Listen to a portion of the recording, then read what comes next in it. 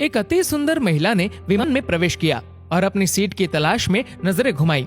उसने देखा कि उसकी सीट एक ऐसे व्यक्ति के बगल में है जिसके दोनों ही हाथ नहीं हैं। महिला को उस अपाहिज व्यक्ति के पास बैठने में झिझक हुई। उस सुंदर महिला ने एयर होस्टेस से बोला, मैं इस सीट पर सुविधा पूर्वक यात्रा नहीं कर पाऊंगी क्योंकि साथ की सीट पर जो व्यक्ति बैठा हुआ है उसके दोनों हाथ नहीं है। उस सुंदर महिला ने एयर होस्टेस से सीट बदलने हेतु आग्रह किया। असहज हुई एयर होस्टेस ने पूछा, मैम क्या आप मुझे कारण बता सकती है?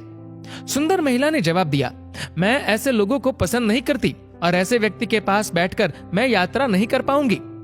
दिखने में पढ़ी लिखी और विनम्र प्रतीत होने वाली महिला की ये बात सुनकर एयर होस्टेस अचंभित हो गई। महिला ने एक बार फिर एयर होस्टेस से जोर देकर कहा कि मैं उस सीट पर नहीं बैठ सकती, अतः मुझे कोई दूसरी सीट दे दी जाए। एयर होस्टेस ने खाली सीट की तलाश में चारों ओर नजर घुमाई पर कोई भी सीट खाली नहीं दिखी। एयर होस्टेस ने महिला से कहा कि मैडम, इस इकोनॉमी क्लास में कोई सीट खाली नहीं है, किंतु यात्रियों की सुविधा का ध्यान रखना हमारा दायित्व है, अतः मैं विमान के कप्तान से बात करती हूँ, कृपया तब तक थोड़ा धैर्य रखें। ऐसा कहकर एयर होस्टेस कप्तान से बात करने चली गई और उसने जाकर पूरी बात कप्तान को बताई। कुछ समय बाद वो लौटी और उसने महिला से कहा, मैडम आपको जो असुविधा हुई उसके लिए हमें बहुत खेद है। इस पूरे विमान में केवल एक ही सीट खाली है और वह प्रथम श्रेणी में है। मैंने हमारी टीम से बात की और हमने एक असाधारण निर्णय लिया। एक यात्री को इकोनॉमी क्लास से प्रथम श्रेणी में भेजने का कार्य हमारी कंपनी के इतिहास में पहली बार हो रहा है।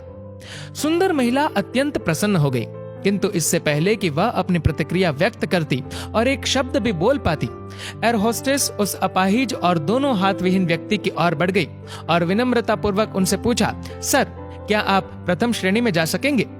क्योंकि हम नहीं चाहते कि आप एक अशिष्ट यात्री के साथ यात्रा करके परेशान हो।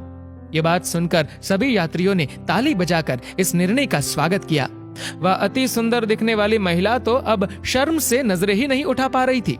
तब उस अपाहिज व्यक्ति ने खड़े होकर कहा, मैं एक भूतपूर्व सैनिक हूँ और मैंने एक ऑपरेशन के दौरान कश्मीर सीमा पर हुए बम विस्फोट में अपने दोनों हाथ खो दिए थे।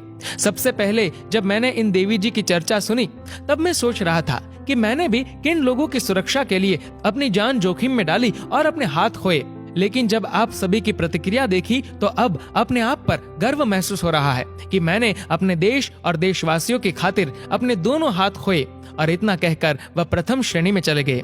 सुंदर महिला पूरी तरह से शर्मिंदा होकर सर झुकाए सीट पर बैठ गई। अगर विचारों में उदारता नहीं है तो ऐसी सुंदरता का कोई मूल्य नहीं है। दोस्तों, इस कहानी को लेकर आपकी क्या राय है नीचे कमेंट करके जरूर बताएगा। और अगर आपको ये वीडियो अच्छा लगा हो तो इस वीडियो को लाइक करेगा, शेयर करिएगा ज्यादा से ज्यादा लोगों तक। और ऐसे ही और भी इंस्पिरेशनल वीडियोस के लिए सब्सक्राइब करें हमारे यूट्यूब चैनल को और फेसबुक पर फॉलो करें हमारे पेज को। धन्यवाद।